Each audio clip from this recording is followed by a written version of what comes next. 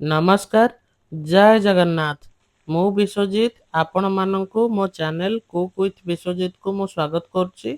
ଦେଖନ୍ତୁ, ମୁଁ ଆଜି ଅଣ୍ଡାକୁ ନ ଛାଣିକି ସେଥିରେ ଗୋଟେ ମସ୍ତ ଅଣ୍ଡା ଚିଲିଟେ ବନେଇଛି, ଯୋଉଟାକୁ ଆପଣମାନେ ଘରେ ଅତି ସହଜରେ ବନେଇ ପାରିବେ। ତ ଚାଲନ୍ତୁ ଏବେ ଆକୁ ବନେଇବା ଷ୍ଟାର୍ଟ କରିବା। ଅଣ୍ଡା ଚିଲି ବନେଇବା ପାଇଁ ଫାଷ୍ଟ ଆମେ ଗୋଟେ ଜାଗାରେ କିଛି କଞ୍ଚା ଅଣ୍ଡାକୁ ଏମିତି ଭାଙ୍ଗିଦେବା। ସେଥିରେ ସ୍ୱାଦ ଅନୁସାରେ ଅଳ୍ପ କିଛି ଲୁଣ ପକାଇବା ଆଉ ତାକୁ ଭଲସେ ପୁରା ଫେଣ୍ଟିବା। ମନେ ରଖିଥିବେ, ଅଣ୍ଡାକୁ ଆପଣମାନେ ଯେତେ ଫେଣ୍ଟିବେ ସିଏ ସେତେ ଫ୍ଲଫି ହେବ ଆଉ ଖାଇବାକୁ ବହୁତ ଭଲ ଲାଗିବ।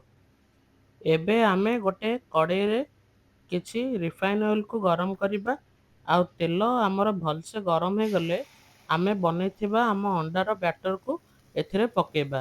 ଏବେ ଗ୍ୟାସର ଫ୍ଲେମ୍କୁ ମିଡ଼ିୟମ୍ ହାଇ ରଖିବା ଆଉ ଦେଖନ୍ତୁ, ମୁଁ ଯେମିତି କରୁଛି ସେମିତି ଅଣ୍ଡାକୁ ଧୀରେ ଧୀରେ କରିବା। ତାପରେ ଆକୁ ଭୁଜିଆ ଟାଇପ୍ର ବନେଇବା। ବେଶୀ ଛୋଟ ଛୋଟ କରିବାନି, ଟିକେ ବଡ଼ ବଡ଼ ରଖିବା, ଯେମିତି ଆମର ଚିଲି ବନେଇବା ପାଇଁ ସୁବିଧା ହେବ ଆଉ ସୁନ୍ଦର ଦେଖାଯିବ ଆଉ ଖାଇବାକୁ ବି ବହୁତ ଭଲ ଲାଗିବ। ଆଉ ବେଶୀ କଡ଼ା କରିକି ଫ୍ରାଏ କରିବାନି, ଜଷ୍ଟ ସଫ୍ଟ କରିକି ଫ୍ରାଏ କରିବା। ଦେଖନ୍ତୁ, ମୁଁ ଏବେ ଆକୁ ଫାଇନାଲି ପୁରା ଚିଲି ବନେଇବା ପାଇଁ ରେଡ଼ି କରିଦେଇଛି। ଏବେ ଆକୁ ଗୋଟେ ଜାଗାକୁ ବାହାର କରିଦେବା।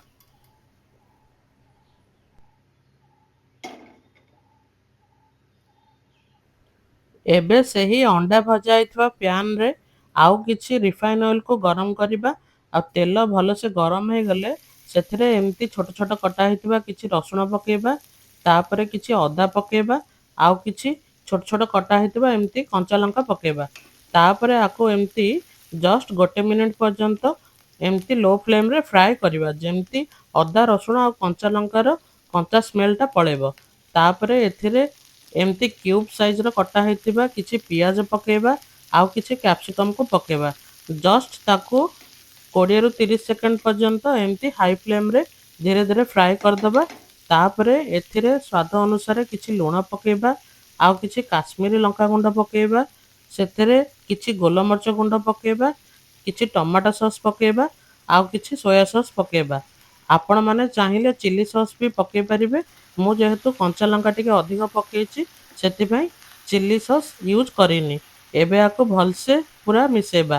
ଦେଖନ୍ତୁ, ମୁଁ ଆକୁ ଏବେ ବହୁତ ବଢ଼ିଆ ସେ ପୁରା ଏବେ ମିଶାଇ ଦେଇଛି। ଏବେ ଆମେ ଫ୍ରାଏ କରିକି ରଖିଥିବା ଆମର ଅଣ୍ଡାକୁ ଏଥିରେ ପକାଇବା। ତାପରେ ଏମିତି ଫାଳେ ଲେମ୍ବୁକୁ ତା ଉପରେ ଚିପୁଡ଼ି ଦେବା ଆଉ କିଛି ଧନିଆ ପତ୍ରକୁ ଏମିତି ତା ଉପରେ ପକାଇବା। ଏବେ ଗ୍ୟାସର ଫ୍ଲେମ୍କୁ ପୁରା ହାଇ କରିବା ଆଉ ତାକୁ ଭଲସେ ପୁରା ମିଶାଇବା, ଯେମିତି ଅଣ୍ଡା ଗୁଡ଼ିକ ଆମର ସକ୍ସ ସହିତ ବହୁତ ବଢ଼ିଆ ସେ ପୁରା ମିଶିଯିବ ଆଉ ଖାଇବାକୁ ବି ବହୁତ ଭଲ ଲାଗିବ। ଦେଖିପାରୁଥିବେ ଆପଣମାନେ, ଏବେ ମୁଁ ଆକୁ କେତେ ବଢ଼ିଆ ସେ ପୁରା ସବୁ ମିଶାଇ ଦେଇଛି।